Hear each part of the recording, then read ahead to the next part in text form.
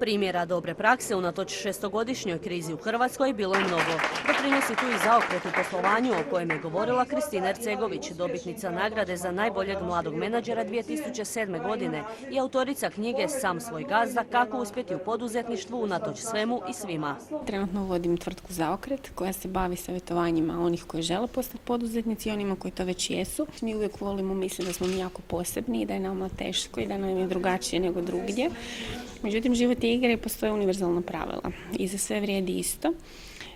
I možemo ostati i kukati kako je nama, a možemo jednostavno preuzeti odgovornost i fokusirati se na ono što želimo u životu. Grana poduzetništva koja nema gubitaka, već što više posluje s velikim uspjehom, jeste informatička industrija. Prošle godine rasla je u stopama iznad 10%. Informatička industrija je sada po najnovijoj ovoj strategiji koju je izdalo Ministarstvo gospodarstva jedna od industrija za koju se smatra da može biti nositelj razvoja hrvatske općenito industrije. Dobar primjer je naša tvrtka, kažu iz ove grupacije, koja sa svojih 11 firmi uspješno posluje u cijeloj regiji.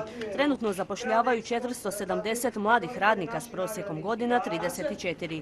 Prošle godine stopa rasta bila im je 15%. Zaposlili su 67 ljudi, a njihov prihod iznosi 22 milijuna eura. Tvrtka IN2 bi trebala poslužiti kao primjer kako bi se moglo uspjeti u poduzetništvu, zato što je tvrtka osnovana prije 20 godina u 1992. godine kad je zaista bilo najteže osnovati tvrtku i danas spada u jednu od najvećih i najuspješnijih tvrtki. O motivaciji suradnika, menadžmentu i ostvarenju tržišnih ciljeva govorili su gosti iz Bosne i Hercegovine. U Bosni i Hercegovini dosta je zainteresiranih za ovu temu, naročito u ovim trenucima, znači kada nam svima treba dosta pozitivne energije da bismo napravili odgovarajuće tržišne pomake naprijed, znači ka možda Evropskoj uniji u kojoj se Hrvatska već nalazi. Dakle, to je neki put koji mi težimo. 6. godina krize iza nas.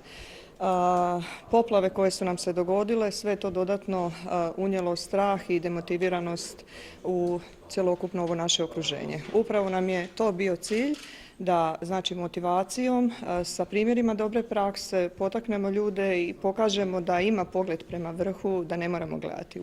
Da.